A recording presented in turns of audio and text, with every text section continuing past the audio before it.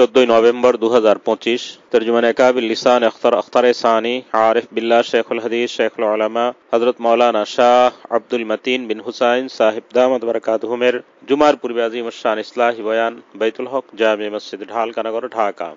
अल्हम्दुलिल्लाह व कफा व सलामुन अला इबादिहिल्लज़ीना इस्तफ़ा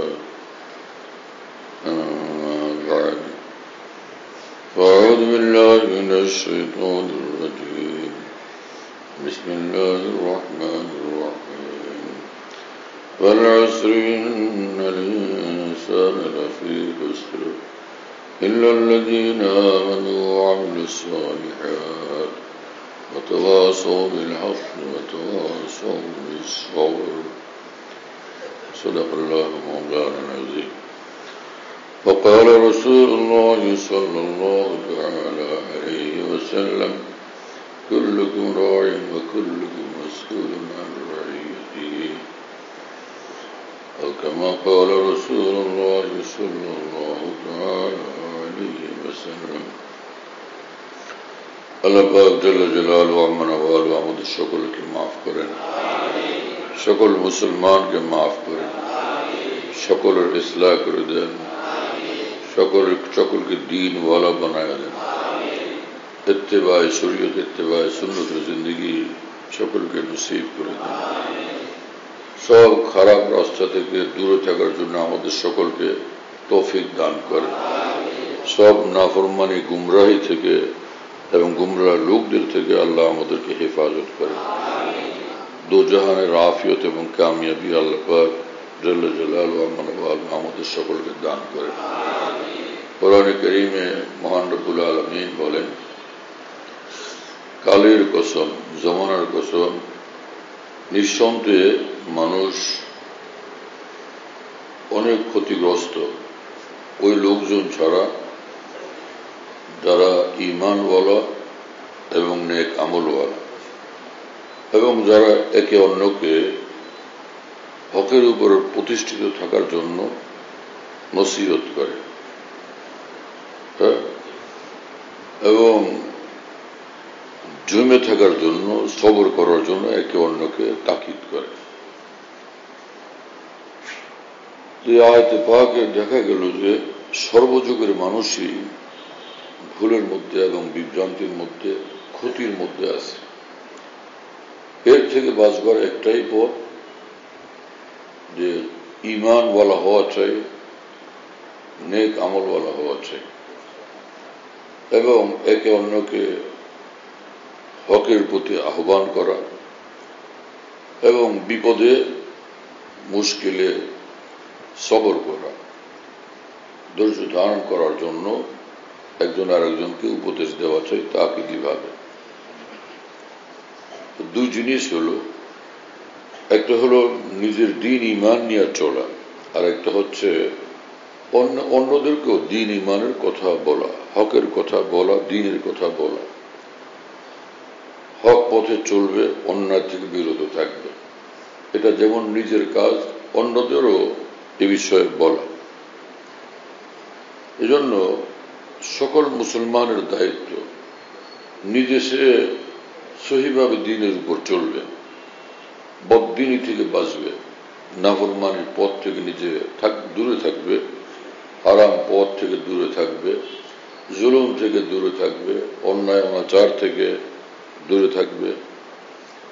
একই সঙ্গে যাদেরকে বলার মতো তার ক্ষমতা আছে দ্বীনের পথে চলার জন্য, তাদেরকে সে বলবে।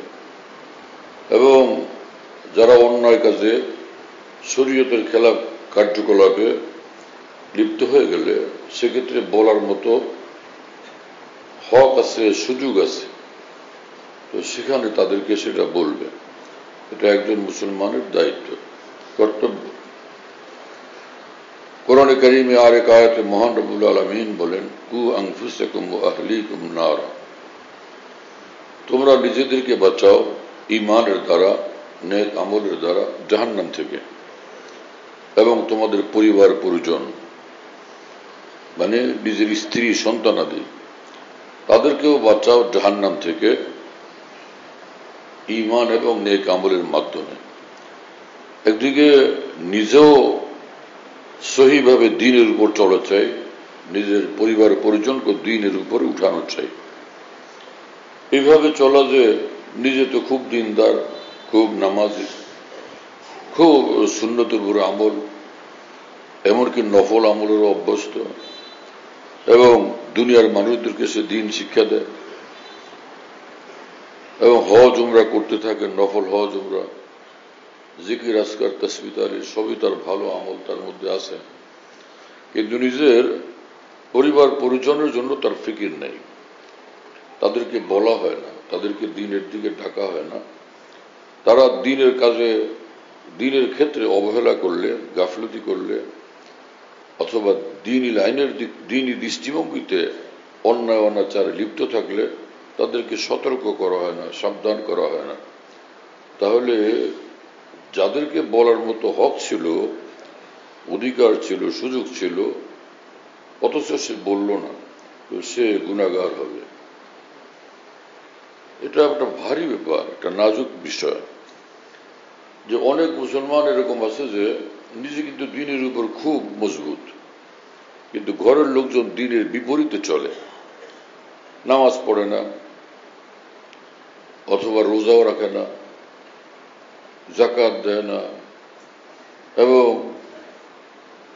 নানান ধরনের নাফরমানির কাজের মধ্যে জড়িত। সিনেমা হলে যায়, বসে বসে টেলিভিশন দেখে, মোবাইল টেলিভিশন দেখে, দিন নাই রাত নাই, সে যখন দেখো মোবাইলের নষ্টামি দেখার মধ্যে ব্যস্ত, নাটক দেখে, আরো কি কি তামাশা দেখে মোবাইলের মধ্যে, নাজায়েজ এবং গর্হিত বিষয়াদি সেগুলো দেখে, যেগুলো দ্বীন ঈমানকে আখিরাতকে ক্ষতিগ্রস্ত করে। এগুলোর ব্যাপারে জানা সত্ত্বেও তাদেরকে সতর্ক করা হয় না, বলা হয় না। তো যেই মানুষের বলার সুযোগ ছিল এবং হক ছিল সে বলল না, সে গুনাহগার হবে, কঠিন গুনাহগার হবে এবং গুনাহে কবিরা হবে। এই লোকদেরকে সতর্ক না করার কারণে বড় কঠিন বিষয়। হ্যাঁ, রাসূল পাক সাল্লাল্লাহু আলাইহি ওয়াসাল্লাম বলছেন, মুরু আবনাকুম বা মুরু সিবিয়ানাকুম বিসসালাতে ইযা বালাগু সাবআন। তোমাদের সন্তানাদি যখন নাকি মুরু আওলাদাকুম বিসসালাতে ইযা বালাগু সাবআন, তোমাদের সন্তানাদির বয়স যখন 7 বছর হয় তখন তাদেরকে নামাজ পড়তে বলো। হ্যাঁ, 7 বছর বয়সে তাদেরকে নামাজ পড়তে বলো। তো বোঝা গেল এখন থেকে ছোট থাকতে তাদেরকে দ্বীনের উপরে আনার জন্য, দ্বীনের দিকে আগায় দেওয়ার জন্য এখন থেকে অভিভাবকদেরকে ফিকির করতে হবে যে নামাজ পড়ে এবং হক বলে, সত্য বলে, মিথ্যা না বলে। অনেকের সন্তানাদি দুষ্টামি করে মিথ্যা কথা বলতে থাকে বা সত্যি মিথ্যা কথা বলে, কিন্তু এগুলোর ব্যাপারে সাবধান করা হয় না। আমার শায়েখ আরিফ বিল্লাহ মাওলানা শাহ হাকিম মোহাম্মদ আখতার সাহেব রহমাতুল্লাহর সামনে ছোট 2 বাচ্চা, বয়স 4-5 বছর হবে, একজন আরেকজনকে মারতেছে, বাকি লোকজন ওখানে দাঁড়ায় এই দৃশ্য দিকে হাসতেছে। হযরত তাদেরকে রাগ করলেন, এটা হাসবার বিষয় হলো? এদেরকে থামাও, এরা যে কাজ করতেছে কি এটা কি ভালো কাজ না খারাপ কাজ? জি খারাপ কাজ। তাহলে তোমরা হাসো কেন? তোমাদের দায়িত্ব ছিল এই অন্যায় কাজ, গর্হিত কাজ থেকে বাধা দেওয়া, তোমরা সেটা নিজের দায়িত্ব কেন পালন করলে না? রাসূল আকরাম সাল্লাল্লাহু তাআলা আলাইহি ওয়াসাল্লাম বলেন, ইযা উমিলাতিল আরদু ইযা উমিলাতিল খাতিআতু ফিল আরদি ইযা উমিলাতিল খাতিআতু ফিল আরদি ফামান শাহিদাহা ওয়া কারিহাহা কানা কামান গাবা আনহা ওয়া মান গাবা আনহা ফারাজিহা কানা কামান শাহিদাহা। রাসূল আকরাম সাল্লাল্লাহু তাআলা আলাইহি ওয়াসাল্লাম বলেন,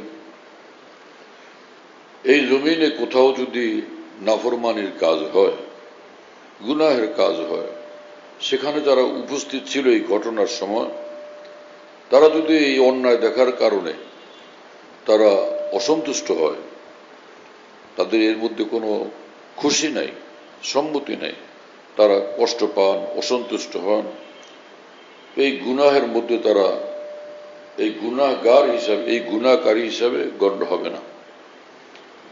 আর যদি এখানে ছিল না, দূরে কোথাও ছিল, অনুপস্থিত ছিল, কিন্তু শুনলো, পরে বললো যে কাজটা ভালোই করছে, অমুকের মারছে, অমুকের গালি দিছে, অমুকের অপমান করছে, হ্যাঁ ভালো হয়েছে, তাহলে সে অনুপস্থিত থাকা সত্ত্বেও এই কাজের প্রতি তার সমর্থনের কারণে, সে খুশি হওয়ার কারণে একদম ওই সমান গুনাহগার হবে। নাউযুবিল্লাহ তাআলা মিন যালিক। এজন্য কোনো জায়গায় কোনো অঘটন ঘটলে, কোনো পাপাচার ঘটলে অনেকে উল্লাস করে, হ্যাঁ ও খুন করছে অমুকের, খুব ঠিক আছে, তাহলে পুরা ওই লোকটাকে খুন করার এই গুণ এই লোকেরও হবে। কাল কিয়ামতে কঠিন আসামি হয়ে উঠতে হবে, কত কঠিন বিষয়। হ্যাঁ অমুকের ছেলে মদ খায়, অথচ ওই লোক, যার ছেলে সে, ওই লোকটা হলো এই লোকের শত্রু, মদ খাওয়া পরে ধরা পড়ছে, অথবা নারী কেলেঙ্কারিতে ধরা পড়ছে, এখন ওই পাশের লোক খুশি যে খুব ভালো হয়েছে, ওদের বেইজ্জত হওয়া দরকার ছিল। নাউযুবিল্লাহ তাআলা মিন যালিক। তো এইভাবে এক ঈমানওয়ালাকে সাবধানে কদম রাখতে হয়, সাবধানে এই পৃথিবীতে বসবাস করতে হয়। অসাবধানভাবে, অসতর্কভাবে, দায়িত্বহীনভাবে, দায়িত্ব সচেতন না, দায়িত্বে অসচেতনভাবে এই পৃথিবীতে বসবাস করা এক ঈমানওয়ালার শান। ঈমানওয়ালা যেখানে থাকবে তার দ্বীনি দায়িত্বের ক্ষেত্রে সে জাগ্রত থাকবে, সচেতন থাকবে এবং সজাগ থাকবে, গাফেল থাকবে না। রব্বুল আলামিন আমাদেরকে এই দ্বীনি দায়িত্ব বুঝার, দ্বীনি জিন্দেগি বানানোর তৌফিক দেন। দ্বীনি ফিকির আল্লাহ তাআলা আমাদেরকে দান করেন। মা বাবা ভালো কাজ করে, সন্তানাদি সেটার অনুকরণ করে। মা বাবার নষ্টামিতে লিপ্ত হয়, সন্তানাদি সেটারও অনুকরণ করে। মা বাবা যাই করে, সন্তানাদি সেটার দ্বারা প্রভাবিত হয়। এজন্য দিন রাত খালি ওয়াজ করাই কোনো কাজ না, নিজে দিন জিন্দিগি নিয়ে চলা এটা এমন একটা কাজ যে একদিকে নিজের মধ্যেও দিন কায়েম থাকে, আর একদিকে নিজের আপনজনদের মধ্যেও এই দেখতে দেখতে দিন জিন্দিগি পয়দা হয়। সন্তানেরা যখন দেখে বাবা মা নামাজ পড়ে, ও বাচ্চারাও গিয়ে নামাজে দাঁড়ায় যায়, খালি জমিনের মধ্যে, খালি ফ্লোরের মধ্যে, অথবা নিজে একটা কাপড় বিছায় নামাজ পড়তে শুরু করে। হ্যাঁ সন্তানাদি যখন দেখে যে বাবা মা পান খায়, তো চায় যে আমাকে একটু দেন, মুখ থেকে নিয়ে একটু খায়। আর যদি দেখে যে বাবা মা চা খায়, কফি খায়, বাচ্চারা ওরকম ছোট ছোট বাবু, কিচ্ছু বুঝে না, সেও খাইতে চায়, আগায়, মুখ আগায় দেয়, এবং এমনটা আকুতি প্রকাশ করে যে তাকে দিতেই হবে, না দিলে চিৎকার করে। যে মা বাবা খায় তো সেটা ও খায়, চা খায় তো ও চা খায়, কফি খেলে সেও কফি খায়, আইসক্রিম খেলে সেও আইসক্রিম খেতে চায় এবং আইসক্রিম খায়, চকলেট খেতে চাইলে সেই সন্তানদিও চকলেট খায়, চকলেট দাও আমাকে। আর যদি মা বাবা বিড়ি সিগারেট খায় তো ও সন্তানদিও বলবে যে আমারও তো, আমি বিড়ি সিগারেট খাই। বাবা মা যদি হুক্কা খায় তো সন্তানাদি বলবো হুক্কা আমিও খাবো, একটা না আমিও দিব। হ্যাঁ তো বাবা মার, ইমানদার মা বাবার কতটা দায়িত্ব, ইমান নিয়া, দিন নিয়া, ইমানি চেতনা নিয়া, দিনী জিন্দিগি নিয়া, দিনী আখলাক আচার আচরণ নিয়ে চলা বাবা মার জিম্মাদারি। এর মাধ্যমে শিশুর তরবিয়ত হয়, ঘরের লোকদের মধ্যে দিনই তরবিয়ত হইতে থাকে। কারণ স্বামী নিজে গাফেল, স্বামী নিজে দিনের উপর চলে না, স্বামী নিজে নামাজ থেকে গাফেল, স্বামী নিজে সততা স্বচ্ছতার ক্ষেত্রে গাফেল, তো সেটা তার স্ত্রীর উপর প্রভাব পড়বে, ঘরের লোকদের উপর প্রভাব পড়বে, হ্যাঁ এবং শিশুদের উপরে প্রভাব পড়বে। এক লোক আসছে তো আওয়াজ দিল, ঘরে কে? এক বাচ্চা আসলো, বাবু তোমার আব্বুকে বলো আমার কথা যে অমুকে আসছে। ও গেছে তো তার ওর বাবা বলে দিচ্ছেন যে যাও গিয়ে বলো যে আব্বু ঘুমায়। তো বাচ্চা আসছে এবং দাঁড়ায় আগন্তুককে বলে যে আমার আব্বু বলছেন যে আব্বু ঘুমান। কি হলো এটা? হ্যাঁ, তো এই যে মিথ্যা শিক্ষা দেওয়া হচ্ছে, মিথ্যা।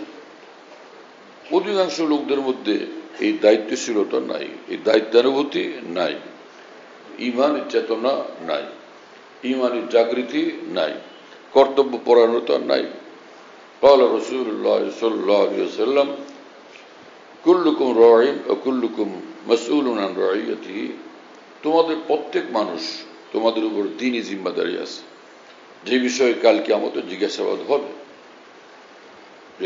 যে দায়িত্ব পালন করার দ্বারা তুমি সফল কাম হবে, পুরস্কৃত হবে, এবং যে দায়িত্ব পালন না করার কারণে কাল কিয়ামতে তোমার জিজ্ঞাসাবাদ হবে, আল্লাহ পাকের সামনে হিসাব দিতে হবে। তো যে স্বামী তার দায়িত্ব তার স্ত্রীর ব্যাপারে, পিতার দায়িত্ব সন্তানাদির ব্যাপারে, এরকম যে কোনো মানুষ যার তার আওতাধীন যে সকল লোকজন আসে তাদের জন্য সেই ব্যক্তির দায়িত্বশীল। এক ফ্যাক্টরির মালিক, খালি ইনকাম করো, পয়সা বানাও, মাল বানাও, কিন্তু তাদেরকে নামাজ পড়ার সুযোগ দিল না, নামাজ পড়তে দেয় না, নামাজ পড়তে বলে না। এই যে মালিক, যে কোম্পানির প্রধান, হ্যাঁ, কোম্পানির মালিক, যে সে এটার জন্য গুনাহগার হবে। আর এদেরকে যদি সে নামাজে উৎসাহিত করে তাহলে ওরা নামাজ পড়বে, এই লোক সেটার পুরা সওয়াব পাবে। হ্যাঁ, রাসূল আকরাম সাল্লাল্লাহু আলাইহি ওয়াসাল্লাম বলছেন যে আদ-দাল্লু আলাল খায়রি কাফাইলিহি, ভালো কাজের জন্য যে কাউকে বলবে, পরামর্শ দিবে, উৎসাহিত করবে, সেই পথ দেখাবে, সেই পথে ডাকবে, আমলকারীর ওই কথা শুনে যারা আমল করবে সে আমলকারীর সমান সে সওয়াব পাবে। জীবনটা কত সুন্দর একজন মুমিনের, একজন মুসলমানের। দেখা যায় যে সে তার কাজই হলো আল্লাহকে নিয়ে থাকা, আল্লাহর হুকুম নিয়ে এই পৃথিবীতে বসবাস করা, আল্লাহ তাআলার পছন্দ নিয়ে পৃথিবীতে বসবাস করা, আল্লাহ তাআলার মর্জির উপরে নিজে চলা, অন্যদেরকে আল্লাহ পাকের মর্জির মোতাবেক চলার জন্য ডাকা। এই হলো এক মুসলমান এর জিন্দগি। বনকে দিওয়ানা করেंगे খালক কো দিওয়ানা हम, बरसरे मिंबर सुनाएंगे तेरा अफसाना हम। सुभान अल्लाह बिहम्द।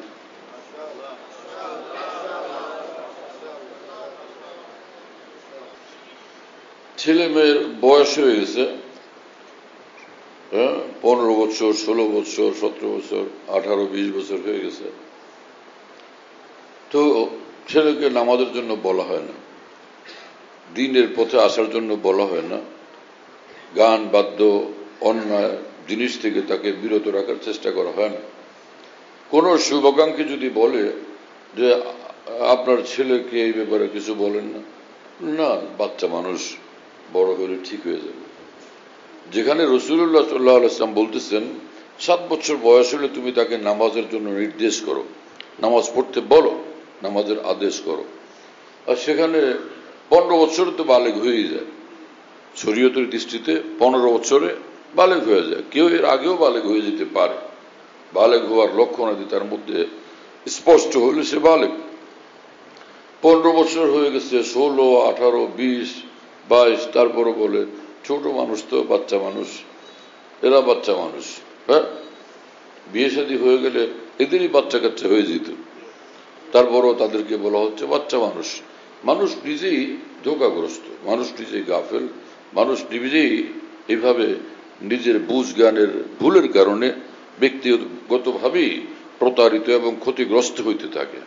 এত ভারী দায়িত্বের ব্যাপারে এরকম অসাবধানতা কিভাবে হইতে পারে, যেখানে আল্লাহর পরে যিনি বড়, হ্যাঁ, আল্লাহ রাসূল সাল্লাল্লাহু আলাইহি ওয়াসাল্লাম, তিনি বলছেন যে তুমি ওদেরকে এখন বলো নামাজের জন্য, হকের উপর চলার জন্য, হক সহি কথা, সত্য কথা বলার জন্য, মিথ্যা না বলার জন্য, দ্বীনের উপর চলার জন্য এখন থেকেই বলো।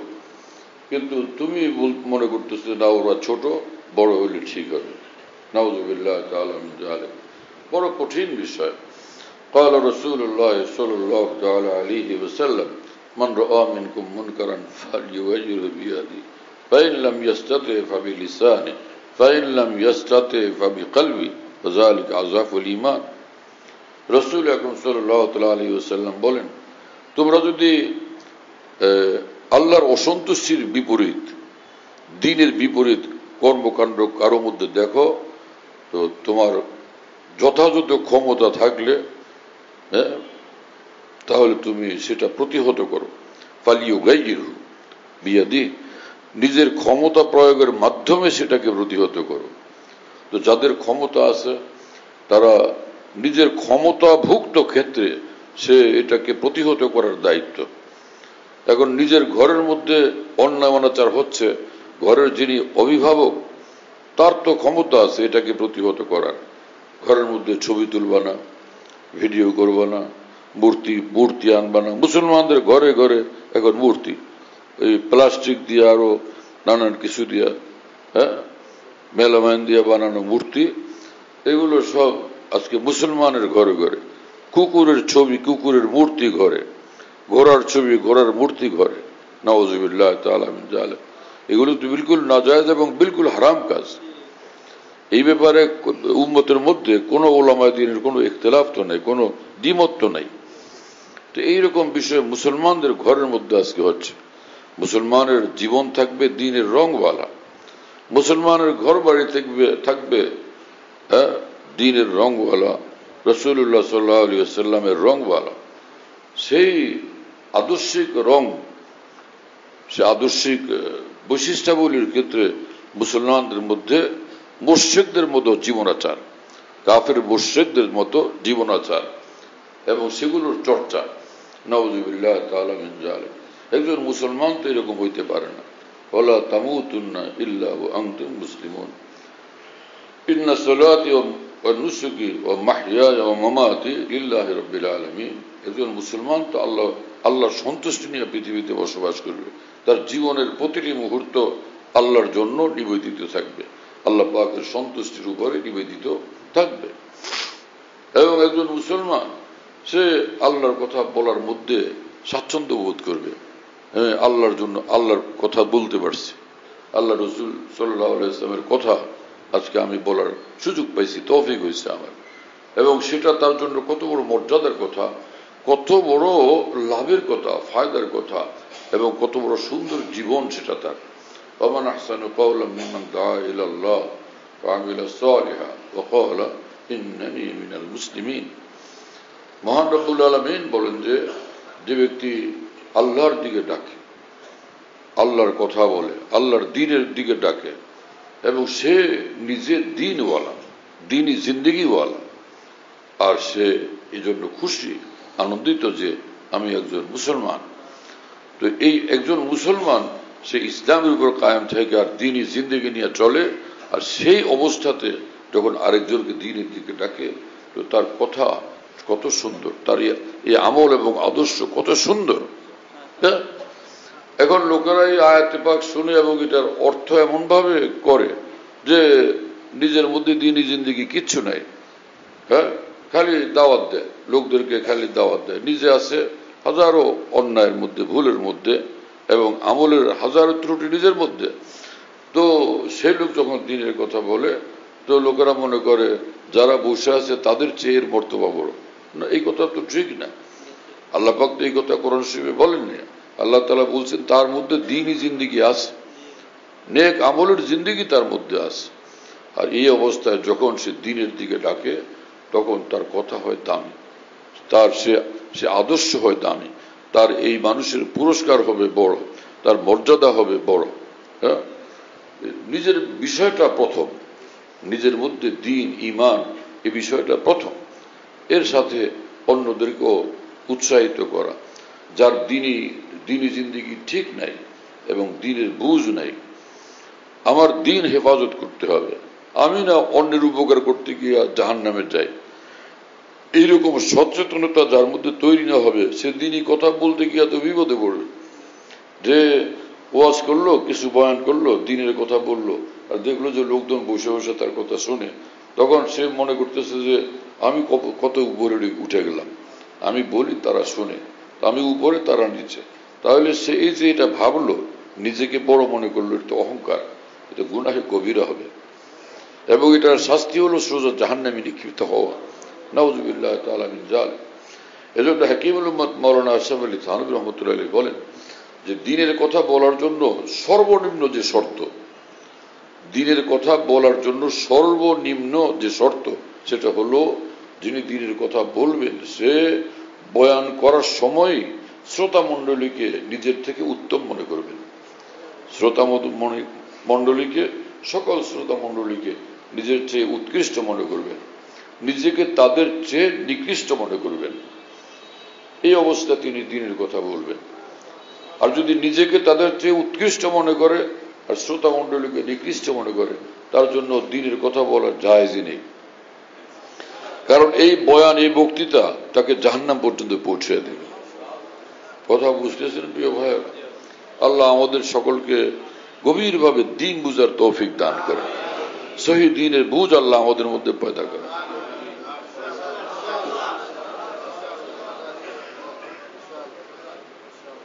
শেষ জমানা রাসূলুল্লাহ সাল্লাল্লাহু আলাইহি ওয়াসাল্লামের জমানা, সাহাবাদের জমানা কিরকম ছিল, যে যার মধ্যে ঈমান আছে, দ্বীন আছে, সে আমার। যার মধ্যে ঈমান নাই, দ্বীন নাই, বরং সে আল্লাহর দ্বীনের দুশমন, আল্লাহর দুশমন, আল্লাহর রাসূলের দুশমন, সে আমার কেউ নয়। যদিও সে আমার রক্ত সম্পর্ক সূত্রে সে আমার আপনজন। সাহাবীদের দ্বীনি মাপকাঠি আজীব ছিল, যে হাজার খেস কে বেগানা আজ খুদা বাসত, ফিদা এক তনে বেগানা কাশনা বাসত। যে আমার যে সকল আপনজন যারা আল্লাহ থেকে বেগানা, আল্লাহ থেকে দূরে, দ্বীন থেকে দূরে, ফিদা এক তনে বেগানা কাশনা বাসত, এদের উপরে আমি তাদেরকে আমার আপন মনে করি, যে যারা আমার আল্লাহর জন্য দেওয়ানা, আল্লাহর অনুগত, আল্লাহ তাআলার দ্বীনের, আল্লাহ পাকের মর্জির বাধ্যগত, তাদেরকে আমি আপন মনে করি। তারা আমার আপনজন। যে আল্লাহর আপনজন সে আমারও আপনজন, যে আল্লাহর আপনজন না সে আমারও আপনজন না। আল্লাহ পাক আমাদেরকে এই বুঝ দান করেন। ঘরে ঘরে দ্বীনের আমল, দ্বীনের চর্চা হওয়া চাই, কিন্তু নাই এই জিনিস নাই। দ্বীনদার ঘরের মধ্যেও দ্বীন নাই। দ্বীনদার মানুষটার বাহ্যিক আমলগুলোকে দ্বীন মনে করা যায়, মনে হয়। উনি বাহ্যিক আমলগুলোকে দেখলে তখন মনে হয় তিনি দ্বীনওয়ালা, কিন্তু খোঁজ নিলে দেখা যাবে তার ঘরের মধ্যে দ্বীন নেই। উনি নিজে দ্বীন নিয়ে চলতেছে।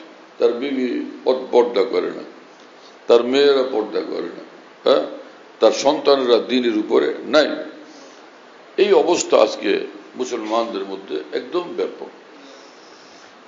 আমরা চেষ্টা তো করি, ফিকির তো করি, বলতে তো থাকি, আতা'মুরুনা আন-নাসা বিল বিররি ওয়া তানসাউনা আনফুসাকুম ওয়া আনতুম তাতলুনাল কিতাবা ফালা তা'কিলুন। অন্যদেরকে তোমরা দ্বীনের কথা বলো, নিজেদেরকে ভুলে যাও, অথচ তোমরা আসমানি কিতাব পড়ো। এটা কিরকম কাজ করতেছো তোমরা? আল্লাহ পাক পবিত্র কোরআনে এই কথা বলেন। আর ইলম আছে, সেই মোতাবেক আমল তো থাকাচ্ছে। যতটুকু দ্বীনের কথা জানি সেই মোতাবেক নিজের জীবন তো গঠন করি। কোরআনে কারীমে মহান রব্বুল আলামিন বলেন, মাসালুল্লাযীনা হুমিলুত তাওরাতা সুম্মা লাম ইয়াহমিলুহা কামাসালিল হিমারি ইয়াহমিলু আসফার। ইহুদি আলেমদের মধ্যে যাদেরকে বলা হলো মানে ইহুদিরা যাদেরকে তাওরাত কিতাব দেওয়া হলো এবং তাদেরকে বলা হলো তাওরাতের শিক্ষা মোতাবেক তোমরা জীবন গড়ো, তো তারা এই তাওরাতের শিক্ষা মোতাবেক জীবন গড়েনি। এদের অবস্থা হলো ওই গাধার মতো, যে গাধা পিঠে কিতাব বহনকারী, পিঠে কিতাব কিন্তু জীবনে কিতাবের কিছুই নেই। তার পিঠে কিতাব কিন্তু জীবনে কিতাবের কোনো আমল নেই, কোনো প্রভাব নেই, সেটার কোনো অনুসরণ নাই। তো সে গাধার মতো কিতাব বহনকারী। ওই আলেম যার মধ্যে যে ইলমে দ্বীন শিখলো কিন্তু সেভাবে আমল করে না, তো তার ব্যাপারে আল্লাহ পাক এই দৃষ্টান্ত দিয়েছেন, এই উদাহরণ দিয়েছেন। এর উদাহরণ হলো এই গাধার মতো, যে গাধার পিঠে কিতাব, পিঠে নিয়ে পিঠে করে কিতাব বহন করে, কিন্তু নিজের জীবনে সেটাকে বহন করে না।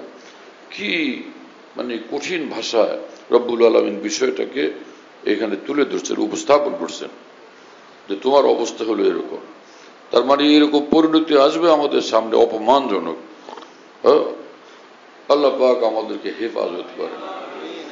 সময় থাকতে আমরা সজাগ হই এবং সে পরকাল জীবনকে এখন থেকে সাজাই। আল্লাহ পাক চান যে বান্দা নিজেকে তৈরি করে আখিরাতের জীবনে সফল কাম হয়ে যায়, বিশাল বড় জান্নাত আল্লাহ পাক দিতে চান এবং ডাকতেই থাকেন সারিউ ইলা মাগফিরাতিন মির রাব্বিকুম ওয়া জান্নাতিন আরদুহা আস-সামাওয়াতু ওয়াল আরদ উইদ্দাত লিল মুত্তাকিন। ছুটে আসো ঈমান আর নেক আমল নিয়ে, তো আল্লাহ পাক তোমাদেরকে মাফ করে দিবেন এবং বিশাল বড় জান্নাত তোমাদেরকে দিয়ে দিবেন, যে জান্নাত একদম প্রস্তুত করা আছে এখনই। উইদ্দাত লিল মুত্তাকিন, মুত্তাকি বান্দাদের জন্য এই জান্নাত প্রস্তুত করা আছে। মুত্তাকি বান্দা যারা ঈমান বলা এবং দ্বীনের উপর চলে, কমপক্ষে ফরজ ওয়াজিবগুলো তারা অবশ্যই পালন করে, হালাল খায়, গুনাহ থেকে বিরত থাকে। গুনার কাজ, অন্যায় কাজ হয়ে গেলে তারা যথাযথভাবে তওবা করে। ইয়া আইয়ুহাল্লাযীনা আমানু তুবু ইলাল্লাহি তাওবাতান নাসুহা। আল্লাহ পাক বলেন, হে ঈমানওয়ালারা, মহান আল্লাহর নিকট খালেস তওবা করো, অতীতের গুনাহের জন্য শর্মিন্দা হও আর সেই গুনাহ থেকে পৃথক হও, আর কোশ্চিনকালও গুনার দিকে ফিরবো না, দৃঢ় সংকল্প করো। এই তিনটা জিনিস একত্রিত হোক, তো এটা তওবা।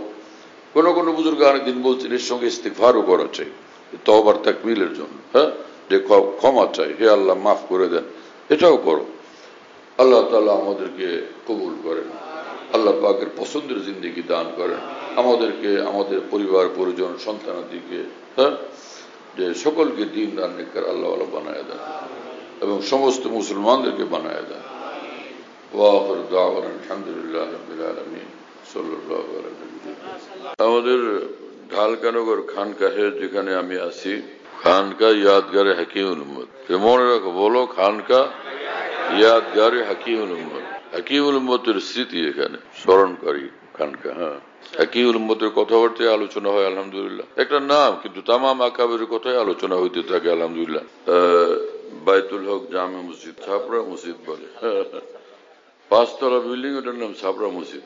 সেই পুরানো নাম এটা আছে। তো ছাপড়া মসজিদ, সেখানে মাসিক ইজতেমা হয় প্রত্যেক ইংরেজি মাসের দ্বিতীয় বৃহস্পতিবার। আসর থেকে শুরু হয়, রাত 10টা পর্যন্ত, 10:30 পর্যন্ত হয়। তো ওখানে শরীক হওয়ার জন্য চেষ্টা করবেন ইনশাআল্লাহ। খানকা বিডি এই অ্যাপস, এটা খুলতে পারলে ওর মধ্যে বয়ান, কবিতা, বুকস ইত্যাদি সব একসঙ্গে পাওয়া যায়। খানকা বিডি হলো এরকম, স্পেলিং হলো KHANQAH, এর সঙ্গে লাগালাগি বিডি, খানকা বিডি। এই অ্যাপসটা খুললে ওর ভিতরে বয়ানগুলো পাওয়া যায়, এটা ডাইরেক্ট শোনা যায় কি, এবং ডাইরেক্ট শোনা যায়। হযরতুল্লাহ দামাত বারাকাতুহুমের বয়ান যেখানে বয়ান করেন, সব বয়ান নেটের মাধ্যমে, টেলিগ্রামের মাধ্যমে পাওয়া যাচ্ছে। হযরতুল্লাহ দামাত বারাকাতুহুম যখন বয়ান করেন, বয়ানটা আমরা দেশ বিদেশ থেকে, দুনিয়ার যে কোনো জায়গা থেকে আমরা পেতে পারি। এই জন্য মুফতি শহীদুল ইসলাম শাহ হুজুরের নম্বরে যোগাযোগ করবেন, 01715 80 18 69, 80 18 69, 01715 80 18 69, যাতে মনে থাকবে ইনশাআল্লাহ সবার। 01715 80 18 69। বলো ভাই, 01715 80 18 69। অনেক সোজা তো ভাই, মাশাআল্লাহ, অনেক সোজা করে দিছে।